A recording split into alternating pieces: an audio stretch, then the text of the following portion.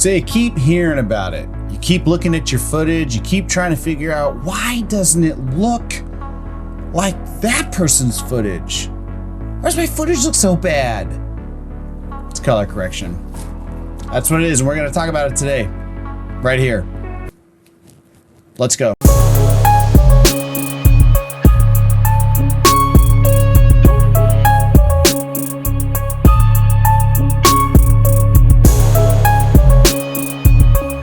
Internet, welcome back. Robert Teegarden here again with another installment on the How to Edit tutorial series. Today we're talking about color correction, not color grading, but color correction. How do you make the footage that you have look as best as it can before you put on any artistic grades on the top of it, your teal and orange, all the different stuff that people are doing now, trendy stuff. Before we start, I want to ask, if you haven't already, I would love it if you subscribe to this channel. We're putting out content on filmmaking tips and the business of being a creative every single week. If you like what you see here, go ahead and hit that subscribe button and ring the bell for post notifications. That really helps a lot with this channel. So a couple things I really want to talk about before we really dive deep into what it looks like to correct your footage here inside of Premiere. The first thing is that I really want to tell you that the best thing and the perfect place to start is to make sure that your exposure is correct. The way that you would do that is you're trying to figure out, simple explanation, but you're trying to get the metering on your camera to be as close to zero as possible. Now, there are a couple different variations in terms of what you would be metering for: highlights, shadows, midtones, etc. But for the most part, and for what this tutorial is geared towards, which is beginning filmmakers, if you make sure that your metering is right at zero, it'll be much easier for you to correct your footage in post. Now, not only metering that you want to be using, but you can also be using your histogram as well. And using a histogram is pretty simple. The only thing that you don't want to do as a beginner is to make sure that you're not pinging the levels to the left or right. That would make it so that you're overexposed or underexposed. Anything that's a hard left would be underexposed. Anything that's a hard right would be overexposed. Now, the second thing, which is equally as important, is that you want to make sure that your white balance is perfectly set. Now, your white balance is really the temperature that your camera is reading light at. And so when you go to tungsten, it's close to 3200. Daylight is 57 to 6000, depending on the camera.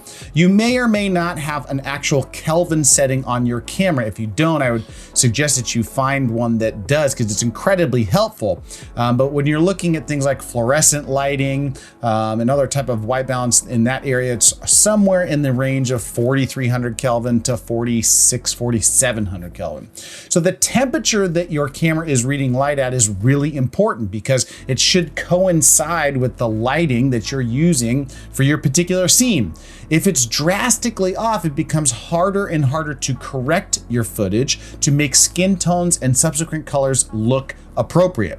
So one of the ways you do that is you're reading the temperature of the room correctly. If you're inside, if you're using tungsten, incandescence, if you're using sunlight. I just took a giant swallow of spit. It's disgusting, but I'm gonna keep moving forward because I'm a professional and that's what I do. So you really wanna make sure that your white balance is correct. Another tool that you can use is a white balance card. Now, here's one that I have. It's fairly cheap. I'm gonna put a link to that in the description below. It is an Amazon affiliate link, so I get a small little bit of change, but just so you know, it's not that big of a deal. It's pretty cheap. I use this thing all the time in almost every shoot that I have. And another thing that I wanted to talk about is the Ansel Adams zone scale.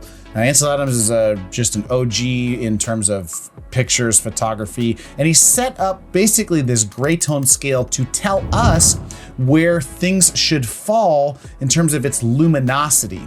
Now, we're going to talk about luminosity when we dive into the actual mechanics of color correction, but this scale is something that is very keen to familiarize yourself with because it really gives you an idea of what types of skin tones and what types of colors fall in the actual luminosity scale.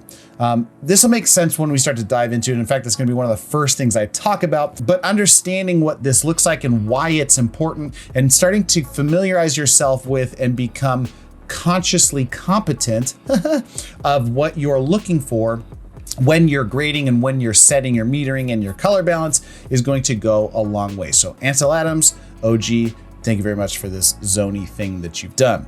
So now that we've got those things out of the way, let's jump into Premiere. I'm gonna be using Premiere today. You can use whatever system that you want to, whether that's DaVinci, whether that is Final Cut. All of the theory is the same.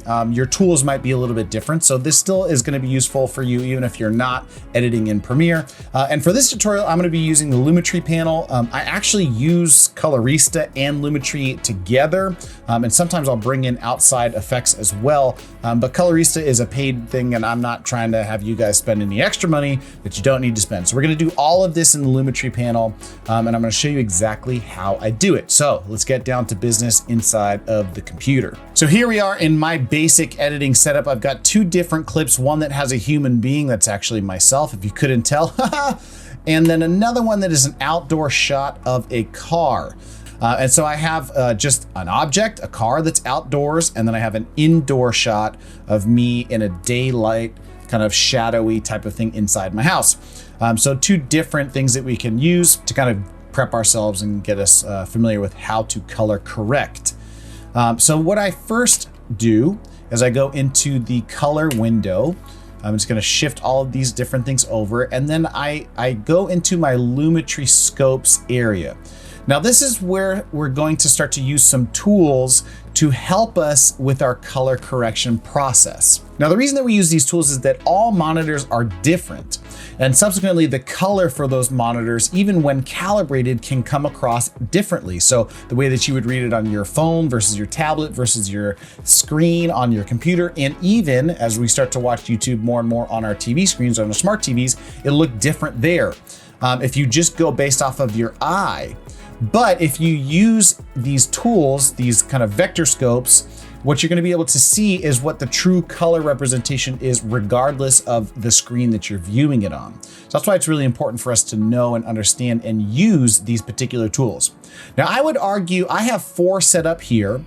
This is a luminosity scope right here. This is an RGB parade. I have a Vectorscope, a YUV Vectorscope right here, and this is just a histogram that has color information in it as well. It's turned on its side, but this histogram is actually the same histogram that you would have in your camera. Now the way that you kind of add these things in is that you would right click and you'll see all these different options for you to have different tools inside of this workspace right here. So now what you see is that I have my Vectorscope, which is here, my RGB parade here, my waveform, which is a Luma waveform, or Luminosity, is the one that's up in the upper left-hand corner. Now, really what I do when I color correct is that there's a process that I hit. The first thing I'm trying to do is make sure that my exposure is correct. So are my shadows and my highlights, my midtones sitting within the place that they're supposed to? Now, this is when our Ansel Adams zone scale starts to come in handy, because you'll see that that zone scale is 0 to 10, and basically the same thing is represented here, except they're multiplying it by 10. So 0 to 100 and 0 to 10 on the Ansel Adams scale is effectively the same thing. So when we start to get into skin tones, you can see that these numbers over here are going to roughly correlate to what the Ansel Adams scale is telling us to do as well. So the first thing I do is I correct for exposure in my luminosity panel. Now what we see up here is that this is highlights on 100, and these are shadows at 0 down here. As I move over to this one, you'll see that this drastically changes, as it should. It's an entirely different shot. This is bright daylight, and so you see that the highlights are kind of pegged at the top, as it kind of should be. This is overexposed slightly, but you should see more highlights in a daytime shot. And then as I'm inside, you'll see that things are much more compressed in the luminosity panel, and I'm also shooting this in log mode. So this first thing is in log, this other one is not in log mode, okay? So now, the first thing I'm going to do is to make sure that my shadows and my highlights are stretched as far out as they can be. Now, the easy place to start, I think, is with the outdoor shot, because the luminosity is actually spread out a lot more. So I don't need to do much in order to start to correct the exposure for this particular shot. Now, what I'm going to do is I'm going to first go over to my shadows, and I want my shadows to just touch the bottom of that scale on 0.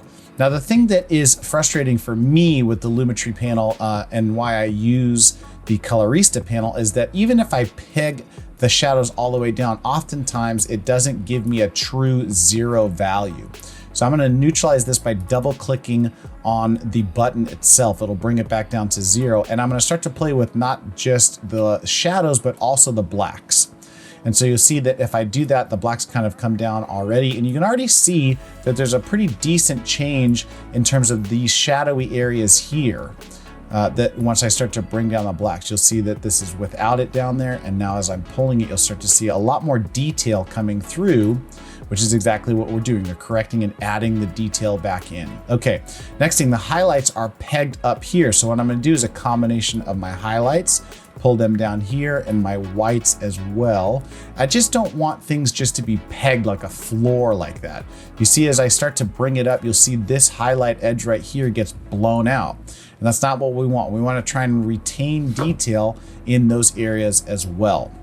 So I'm gonna bring the highlights down slightly here, bring the whites down as well. And this is a fairly balanced shot. Now I have things touching the 100 in my highlights, which is fantastic.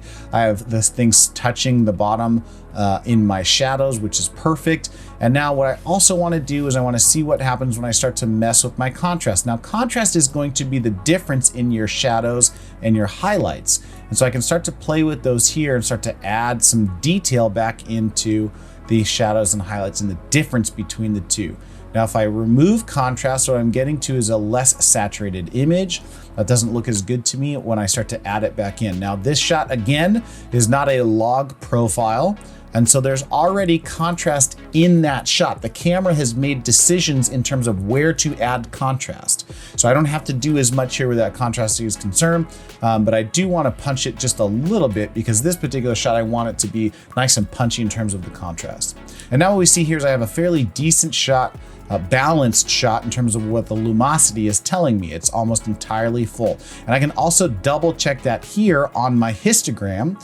I don't have anything that's just pegged at the top, which would be my highlights being blown out or completely crushed down here in my shadows. I have a fairly decent curve. I have a couple things that are peeking up here, which are probably these areas here and potentially this reflection on the end of the quarter panel of that car as well. So that's where I start. I start with my luminosity or my contrast, my shadows, and my highlights. I make sure my exposure is correct. And the next thing I'm going to do is I'm going to move towards my color. Now, color is where this Vectorscope comes in, this circle one right here. Now, this Vectorscope is effectively a color wheel, and you can see the different representations of color here. And the way it functions is that the closer to the center you are, the less saturated that color is going to be.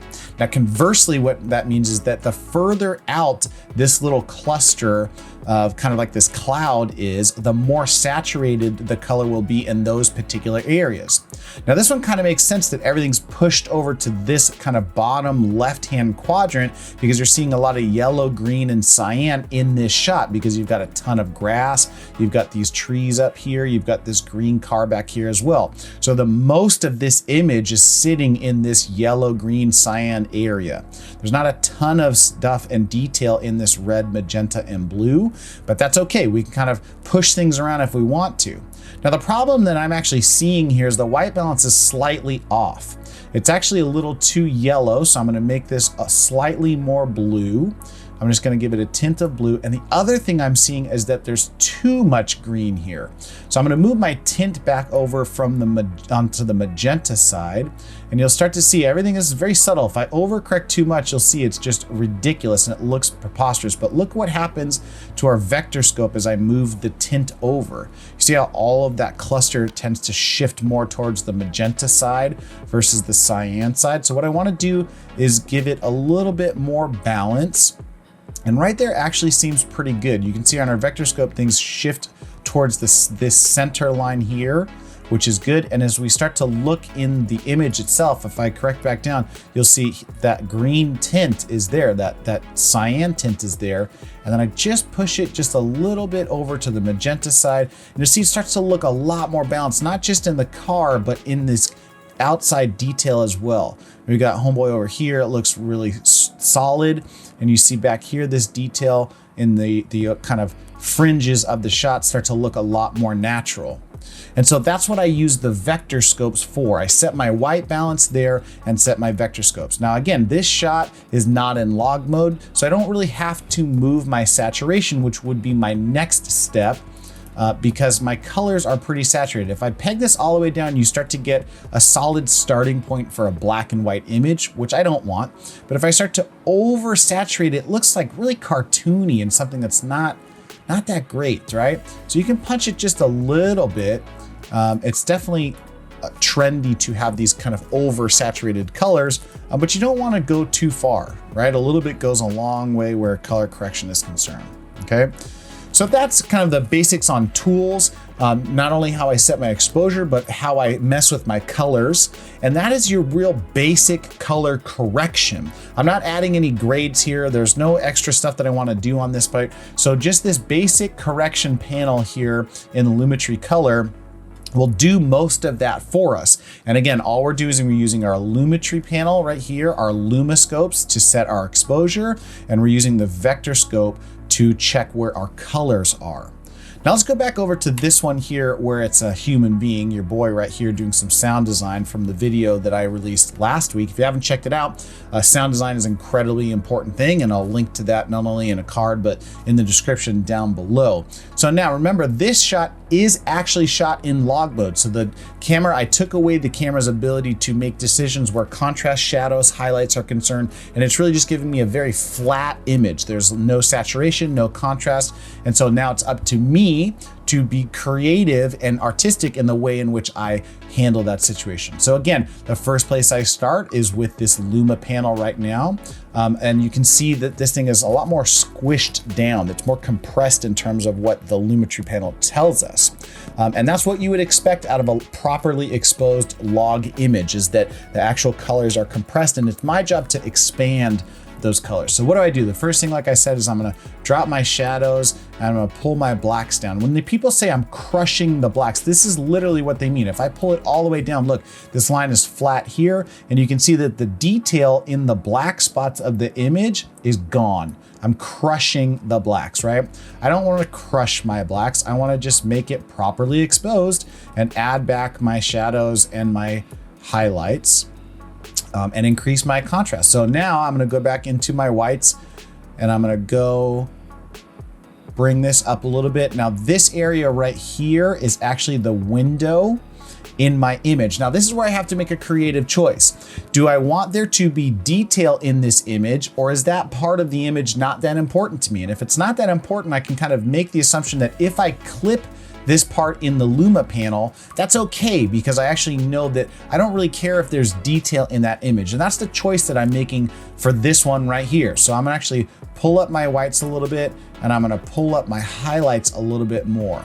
Now let's say, again, remember our Ansel Adams scale. Now I'm a white man, as you can tell, I hope it's coming across. And so where I should sit is somewhere in this 70 range is really where I should be. And so this is me.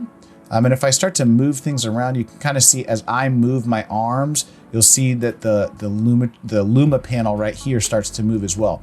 So that's me. And so what I want to do is make sure that my highlights start to get pulled up into that 60, 70 range, and my whites get pulled up as well, so that I, the human with lighter skin, as I start to move, are properly exposed according to that Ansel Adams scale. See, I'm not just throwing stuff out here just for the sake of giving you intel. There's actually applicable information we're talking about here.